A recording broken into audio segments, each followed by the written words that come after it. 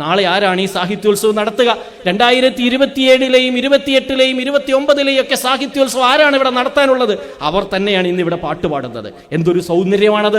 സാഹിത്യോത്സവങ്ങൾ, മത്സരങ്ങൾ ഞങ്ങൾ നടത്തിത്തരും, നിങ്ങൾ പാടിപ്പോയിക്കൊള്ളൂ എന്നല്ല, മറിച്ച് നാളെ നിങ്ങൾ നടത്താനുള്ളതാണ്. ആ നടത്താനുള്ള പരിശീലനം ഈ സാഹിത്യോത്സവിൽ നടന്നു പോകുന്നുണ്ട്.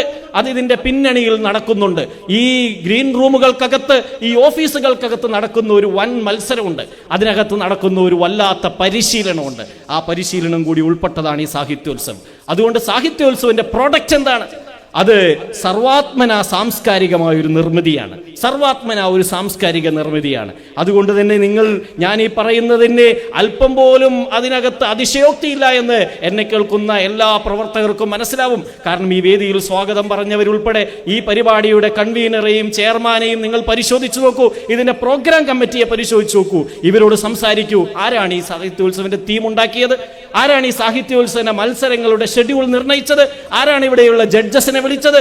അവർ കഴിഞ്ഞ വർഷങ്ങളിലെ സാഹിത്യോത്സവത്തിലെ മത്സരാർത്ഥികൾ തന്നെ, വേറെ ആരുമല്ല, അവർ തന്നെ. അതുകൊണ്ട് ഈ സാഹിത്യോത്സവിൽ വരുന്ന ഓരോ മത്സരാർത്ഥിയും തിരിച്ചറിയുന്നു, ഇതെന്റെ ദൗത്യമാണ്. അങ്ങനെ ആ ദൗത്യത്തെ ഏറ്റെടുത്ത് നമ്മൾ വർഷങ്ങൾ, കാതങ്ങൾ പിന്നിടുകയാണ്. 35 വർഷം സാഹിത്യോത്സവം പിന്നിടുമ്പോൾ നമ്മൾ ഓരോ വർഷവും സാഹിത്യോത്സവം നടത്തി പോന്ന ഈ സാഹിത്യോത്സവിലൂടെ നമ്മൾ സമ്മാനിച്ച പ്രതിഭകളായി ജീവിതത്തെ പ്രകാശിപ്പിക്കുകയും പ്രഭാഷണം നടത്തുകയും കവിത എഴുതുകയും ചെയ്യുന്നതോടൊപ്പം തന്നെ അടുത്ത സാഹിത്യോത്സവങ്ങൾ നടത്തുന്നു. ഈ സൗന്ദര്യം എവിടെയാണ് നമുക്ക് കാണാനാവുക? ഇങ്ങനെ കാണാനാവുന്ന ഒരു സൗന്ദര്യത്തിന്റെ പ്രകാശനമാണ് സാഹിത്യോത്സവം. സാധ്യമാണ് എന്നതിൻ്റെ ഒരു പ്രഘോഷണമാണ് സാഹിത്യോത്സവം. നമ്മൾ വിചാരിക്കരുത് കാലം മാറിപ്പോയി, ജനറേഷൻ മാറിപ്പോയി, കേൾക്കാത്തവരാണിപ്പോൾ, കേൾക്കാൻ അവർക്ക് സമയമില്ല എന്ന് വിചാരിക്കരുത്. എന്തു ചെയ്യും ഇക്കാലത്തെ കുട്ടികളോട്?